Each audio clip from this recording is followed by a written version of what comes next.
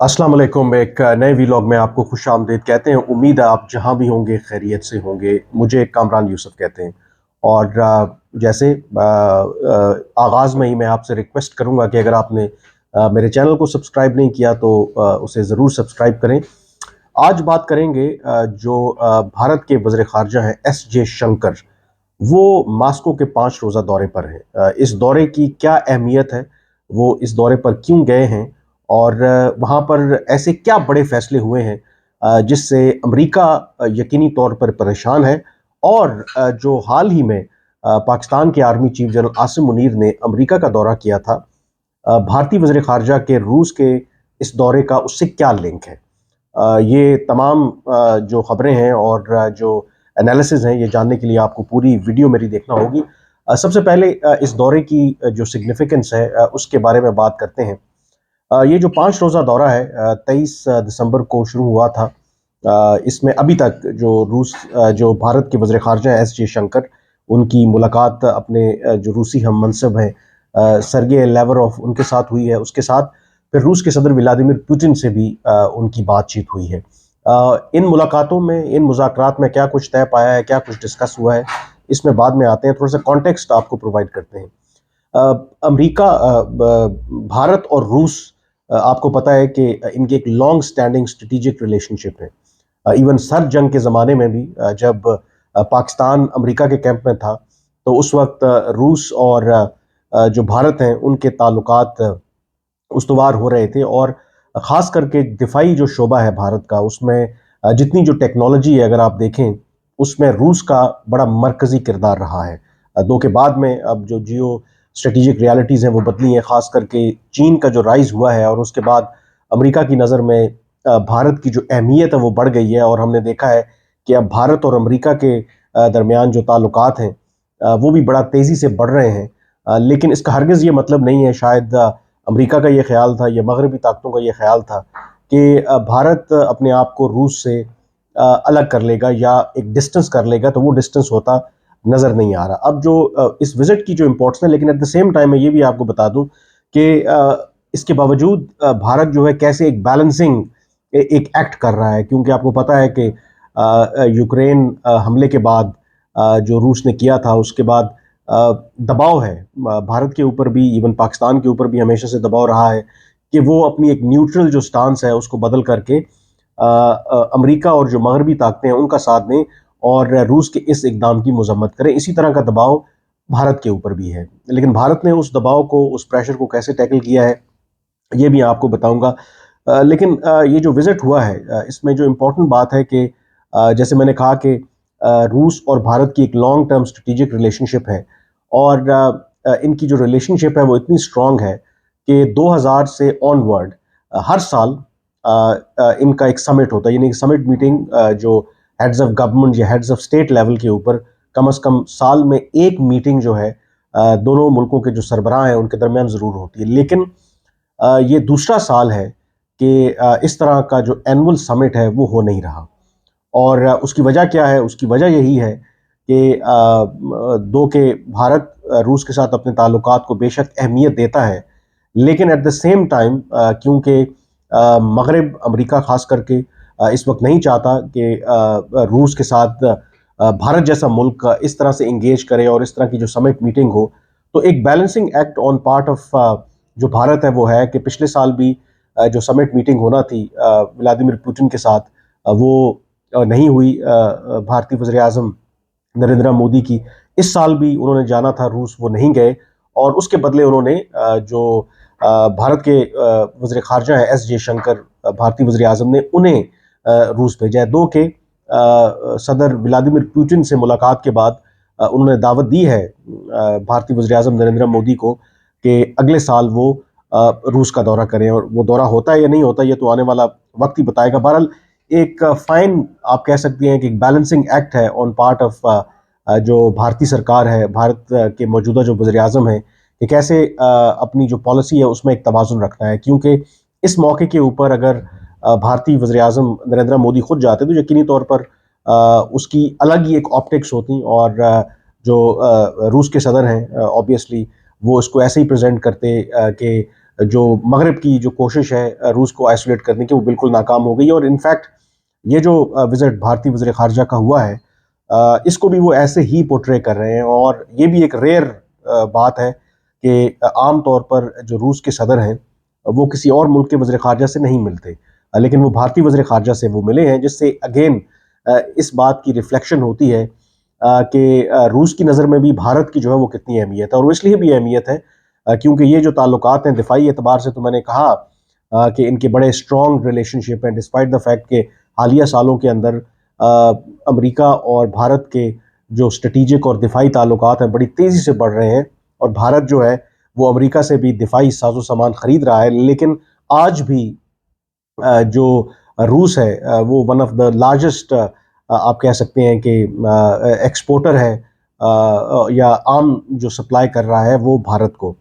اور اس میں جو دوسرا امپورٹنٹ فیکٹر ہے کہ جب یوکرین میں حملہ ہوا جو روس نے انویڈ کیا, تو اس کے بعد یقینی طور پر روس کو پابندیوں کو سامنا تھا اقتصادی مغرب کی طرف سے, لیکن ان اقتصادی پابندیوں کا کسی حد تک جو منفی اثر ہے اس کو ختم کرنے میں بھارت نے اہم کردار ادا کیا. یعنی بھارت نے روس سے ڈسکاؤنٹڈ جو آئل ہے وہ ان سے خریدا, اور جو پچھلے سال کے دونوں ملکوں کے درمیان جو بائیلیٹرل ٹریڈ کے فگرز ہیں وہ $50 ارب سے تجاوز کر گئے ہیں. تو یہ جو دونوں ملکوں کے درمیان تعلقات ہیں نہ صرف دفاعی شعبے کے اندر سیاسی اعتبار سے اور جو لانگ سٹینڈنگ کوآپریشن ان کو ہے ہی ہے, لیکن اس کی جو ریفلیکشن ہے وہ آپ کو دونوں ملکوں کے درمیان جو اقتصادی اور جو تجارتی تعلقات ہیں اس کے اندر بھی نظر آتی ہے. اب اس کے اندر بھی ایک کیچ ہے کہ جو بھارت آبویسلی دنیا کی ایک بڑی معیشت ہے, آلموسٹ 1.5 ارب کی آبادی کا ملک ہے, وہ اپنی جو تیل کی ضروریات ہے وہ امپورٹ کر کے ہی وہ پوری کرتا ہے. تو ایک اس کے اندر کیچ یہ بھی ہے یا کانسپریسی تھیوری تھی یا ایک بات یہ بھی سامنے آئی تھی کہ جو بھارت نے روس سے ڈیورنگ سینکشنز جب ان پہ لگی ہوئی ہیں جو ڈسکاؤنٹڈ ریٹ پہ تیل جو امپورٹ کیا ہے اس میں امریکہ اور مغربی طاقتوں کی بھی کہیں نہ کہیں آپ کہہ سکتے ہیں کہ ٹیسٹ انڈرسٹینڈنگ تھی. وہ ایسے تھی کیونکہ مغرب نے یورپ نے ان کے اوپر پابندیاں عائد کر دی تھی, تو ان کے لیے روس کا وہ تیل خریدنا تو ممکن نہیں تھا. تو اگر جو روس کے پاس جو تیل تھا وہ بھارت نے خریدا, اور جو باقی انٹرنیشنل مارکیٹ میں جو تیل موجود تھا وہ پھر یورپ اور باقی جو مغربی طاقتیں ہیں یا ممالک ہیں انہوں نے خریدا. اگر یہ تیل بھارت بھی نہ خریدتا روس سے تو یقینی طور پر جو تیل کی ڈیمانڈ ہے انٹرنیشنل مارکیٹ میں بڑھ جاتی, تو تیل کی قیمتیں جو ہیں وہ پھر آسمان سے باتیں کرنے لگ پڑتی. تو کچھ جو ماہرین کا خیال ہے کہ ٹیسٹ انڈرسٹینڈنگ تھی between Bharat and of course جو مغربی طاقتیں ہیں کہ جو بھارت ہے وہ آن ڈسکاؤنٹڈ ریٹس تیل خریدے گا روس سے, تاکہ انٹرنیشنل مارکیٹ میں وافر مقدار میں تیل موجود ہو, تاکہ باقی جو انٹرنیشنل جو باقی ممالک ہیں ان کی ضروریات کو پورا کر سکے. خیر لیکن یہ تو ایک اس کا کانٹیکسٹ ہو گیا. اب اس وزٹ میں جو سب سے امپورٹنٹ ایک اور جو کانٹیکسٹ ہے اگر آپ دیکھیں تو حالیہ مہینوں میں جو امریکہ اور جو بھارت کے تعلقات ہیں اس میں ایک ہکپ بھی آیا ہے, جو کہ بہت سے ماہرین کا خیال ہے کہ یہ ایک وقتی اس کے اندر ایک ہکپ ہے. اور وہ ہکپ یہ ہے کہ کچھ عرصہ پہلے ہی جو امریکہ ہے انہوں نے یہ الزام عائد کیا ہے کہ بھارت کی جو خفیہ ایجنسی ہے یا بھارت کی جو حکومت ہے انہوں نے امریکہ کے سوائل کے اوپر ایک امریکن جو سٹیزن ہے سکھ ایکٹیوسٹ ہیں خالستان کے, ان کو قتل کرنے کی سازش بنائی تھی جو کہ ناکام بنا دی گئی. اور یہ خبر اس خبر کے بعد آئی جب آپ کو پتا ہے کہ جو کینیڈا کے پرائم منسٹر ہیں جسٹن ٹروڈو, انہوں نے پبلکلی یہ الزام لگایا کہ سپٹمبر میں یہ انہوں نے الزام لگایا کہ جو اس سال کے شروع میں وہاں پر کینیڈا میں ایک جو سکھ ایکٹیوسٹ ہیں خالستان تحریک کے وہ سمجھے جاتے ہیں روئے رواں, ان کو جو اسیسینیٹ کیا گیا وہ کینیڈین نیشنل تھے, اس میں بھارتی خفیہ ایجنسیوں کا ہاتھ ہے.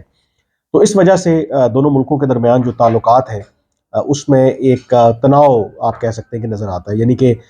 جو ریپبلکن ڈے تھا اس پر بھارتی سرکار نے امریکی صدر جو بائیڈن کو دعوت دی تھی جو انہوں نے قبول کرنے سے انکار کیا ہے. تو کچھ ماہرین کا خیال ہے کہ اس کا لنک دونوں ملکوں کے درمیان جو وہ ٹینشن چل رہی ہے ریگارڈنگ فیلڈ اسیسینیشن پلاٹ ہے وہ بھی ہے. تو اس تناظر میں بھی یہ بات کہی جا رہی ہے کہ جو بھارت ہے وہ امریکہ کو ایک میسجنگ کر رہا ہے, سگنلنگ کر رہا ہے کہ اگر آپ کے اس طرح سے کنسرنز ہیں تو ہمارے پاس تو اپنے آپشنز موجود ہیں. اس میں ایک اور انٹرسٹنگ اینگل جو سامنے آیا ہے وہ بھی یہاں پہ بڑا امپورٹنٹ ہے. یہ میں نہیں کہہ رہا, روس کے ہی ایک ویل نون اسٹریٹجک افیئرز کے ایکسپرٹ ہیں, انہوں نے یہ دعویٰ کیا ہے کہ یہ جو جے شنکر روس کے دورے پر آئے ہیں اس کا ایک مقصد پیغام دینا ہے امریکہ کو, کیونکہ امریکہ نے بھارت خوش نہیں ہے. امریکہ نے جو دعوت دی پاکستان کے army chief general Asim Munir کو, جنہوں نے تقریباً آلموسٹ 10 روز کا وہاں پر دورہ کیا, اس میں ان کی امریکی وزیر خارجہ, وزیر دفاع, اس کے ساتھ جو ڈیفنس سیکرٹری ہیں, ایٹ دا سیم ٹائم جو chairman joint chief of staff committee ہیں, اور سینٹ کام کے ہیڈ کوارٹر بھی وہ گئے. تو بھارت جو ہے وہ اس دورے سے خوش نہیں ہے, کیونکہ بھارت سمجھتا ہے کہ امریکہ جو ہے وہ اب بھارت کا اتحادیہ, اور اس طرح کے جو وزٹس ہیں یا any cooperation between the U S and Pakistan وہ ان کے مفادات کے لیے ایک نقصان دہ ثابت ہو سکتی ہے. تو وہ جو روسی ایکسپرٹ ہیں جیو اسٹریٹجک افیئرز کے, ان کا یہ ماننا ہے کہ اس وزٹ کا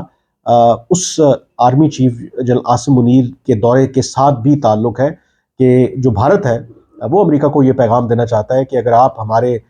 رائیول پاکستان کے ساتھ اس طرح سے تعلقات بڑھائیں گے تو پھر ہمارے پاس تو آپشن موجود ہے, ہمارا روس پرانا اتحادی ہے, تو ہم بھی اپنے آپشنز جو ہیں وہ اسی طرح سے ایکسرسائز کریں گے. ایک اس کے اندر یہ فیکٹر ہے. اور اب آخر میں آئی تھنک اس وزٹ کے اندر یہ صرف آپٹکس کے اعتبار سے تو باقی چیزیں اپنی جگہ پہ, جو اہم فیصلے ہوئے ہیں, جو جوائنٹ پریس کانفرنس کی بھارت اور روس کے وزرائے خارجہ نے, اس میں جو روس کے وزیر خارجہ نے اعلان کیا کہ دونوں ملکوں نے یہ فیصلہ کیا ہے کہ وہ جوائنٹ ملٹری پروڈکشن کریں گے, یعنی کہ میک ان انڈیا. جیسے میں نے کہا کہ روس کئی دہائیوں سے بھارت کو اسلحہ جدید فراہم کر ہی رہا ہے, وہ ہر طرح کا, وہ فائٹر جیٹس ہوں, وہ بے شک ایک میزائل ڈیفنس شیلڈ ہو, اور جو باقی شعبے ہیں دفاعی اس میں وہ ساز و سامان ان کو پرووائڈ کر رہا ہے. لیکن بھارت اب یہ چاہتا ہے کہ وہ ہب بنے, اس طرح کا مینوفیکچرنگ ہب بنے اور پروڈکشن ہب بنے, اور اس لیے دونوں ملکوں میں یہ طے پایا ہے کہ اب جوائنٹ ملٹری پروڈکشن ہوگی اور میک ان انڈیا. یہ ایک سگنیفیکنٹ آئی تھنک ڈیولپمنٹ ہے, جس سے again message for the U S کہ باوجود اس کے کہ حالیہ سالوں میں اگر ان کے ساتھ تعلقات امریکہ اور بھارت کے آگے بڑھے ہیں, اس کا ہرگز مطلب نہیں ہے کہ جو بھارت ہے وہ روس کو یا امریکہ کے کہنے کے اوپر اپنے جو تعلقات ہیں روس کے ساتھ اس میں کسی بھی طرح کی نظر ثانی کرے گا. تو بھارت بڑی خوبصورتی کے ساتھ جو بھی اس کی لیوریجز ہیں اس کو وہ استعمال کر رہا ہے اپنے فائدے کے لیے, اور یہی آئی تھنک ایک بیسٹ فارن پالیسی ہوتی ہے. اور اس کے اندر جو ایک امپورٹنٹ جو بات ہے کہ عام طور پر بھارت کی فارن پالیسی کے حوالے سے یہ کہا جاتا ہے کہ جتنا بھی وہ بے شک وہ روس کے ساتھ ان کے لانگ سٹینڈنگ ریلیشن شپ رہے ہوں یا امریکہ کے ساتھ اب جو تعلقات بڑھ رہے ہیں, لیکن بھارت ایک ایسا ملک ہے کہ وہ اپنی جو اسٹریٹجک اٹانومی ہے وہ ہمیشہ برقرار رکھے گا. یعنی کہ اگر ان کے امریکہ کے ساتھ تعلقات بے شک جتنے مرضی گہرے ہو جائیں, لیکن امریکہ کے کہنے کے اوپر چین کے خلاف یا روس کے خلاف کوئی ایسا وہ اقدام نہیں لیں گے جو ان کے جو مفادات ہیں وہ کسی بھی طرح سے ان کو ہرٹ کرے, یا پھر اگر روس کے ساتھ ان کے تعلقات اگر دیرینہ ہیں تو روس کے کہنے کے اوپر وہ کوئی ایسا سٹیپ نہیں لیں گے جس سے ان کے مفادات کو نقصان پہنچے. تو جو اسٹریٹجک اٹانومی والا جو کانسیپٹ اتنے عرصے سے بھارت لے کے چل رہا ہے, وہ ابھی تک لگتا ہے کہ اس پر وہ کاربند ہے کہ فائدہ وہ تمام جو بڑی طاقتیں ہیں ان سے وہ اٹھا رہے ہیں, امریکہ سے بھی فائدہ لے رہے ہیں, باقی جو مغربی طاقتیں ہیں ان سے بھی فائدہ لے رہے ہیں, روس کے ساتھ ان کے جو پرانے تعلقات ہیں ان سے بھی وہ ڈسکاؤنٹڈ جو آئل کی صورت میں ہو یا دفاعی ساز و سامان خریدنے کے اعتبار سے ہو یا باقی جو بھی ایسپیکٹس ہوں ریلیشن شپ کی. لیکن ایٹ دا سیم ٹائم جو ان کی ایک انڈیپینڈنٹ فارن پالیسی ہے, جو ان کی اپنی جو اسٹریٹجک پرائیورٹیز ہیں ان کے اوپر بھی وہ کمپرومائز نہیں کر رہے. اور یہ I think it is a lesson for many countries including Pakistan, اور اس کے لیے آئی تھنک یہ اپنی جو لیوریجز ہیں آپ تبھی بہتر طریقے سے ایکسرسائز کر سکتے ہیں جب آپ دوسرے ملکوں کے ساتھ ایک اکنامک انڈیپینڈنس جو ہے ڈپینڈنسیز جو ہیں وہ پیدا کرتے ہیں. تو اگر پاکستان بھی فائدہ اٹھانا چاہتا ہے تو I think we also need to create those economic dependencies with other countries. ہم اگر ایسا کر پائیں گے تو یقینی طور پر تمام جو بڑے ممالک ہیں تو ہم بہتر انداز میں جو اپنے ریلیشن شپ ہے ان کو اپنے مفاد میں استعمال کر سکتے ہیں. آج کے وی لاگ سے اتنا ہی، مجھے اجازت دیجیے. اللہ حافظ.